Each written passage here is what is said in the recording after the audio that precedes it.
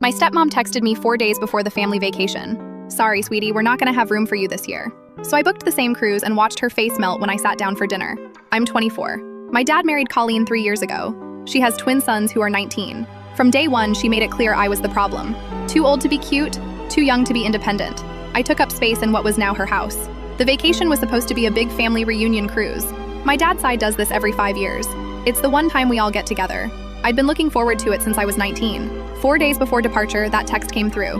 My cabin had been given to the twins. They need to bond with their new family, Colleen explained when I called. You're an adult now. My dad stayed silent on the other end. Just cleared his throat and said he'd make it up to me. I hung up and called the cruise line. One cabin left. I emptied my savings and booked it. I didn't tell anyone. The first night, I waited until the dining room was full. I wore the red dress I'd been saving and walked in like I owned the place. My grandmother saw me first. "Darling, you made it!" she called across the room. Colleen's head snapped around. Her mouth fell open. The twins looked confused. My dad's face went pale. I kissed my grandmother's cheek.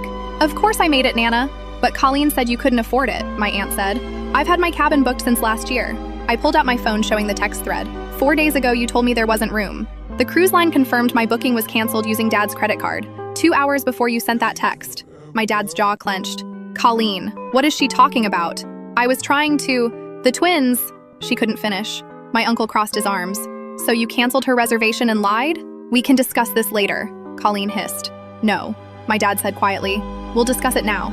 My grandmother stood up and dumped her wine glass over Colleen's head. The dining room went silent. "In this family," Nana said coldly, "we don't abandon our own." Colleen fled, wine dripping from her hair. The twins followed. My dad sat frozen. I took the empty seat. Over the next hour, I told them everything.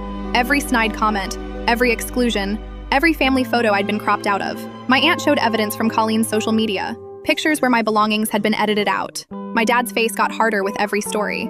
That night, the twins knocked on my cabin door. They looked miserable.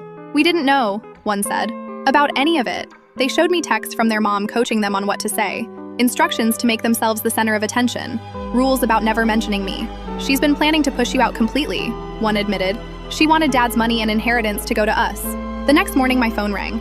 "Your father has upgraded your accommodation to the owner's suite." When I got there, my dad was on the balcony. His eyes were red. "Your stepmother has been escorted off the ship," he said quietly. "She'll fly home from our next port. I've contacted my lawyer." I sat beside him. We watched the ocean in silence. Then he turned to me. "I need to tell you something about your mother's life insurance policy. The one Colleen's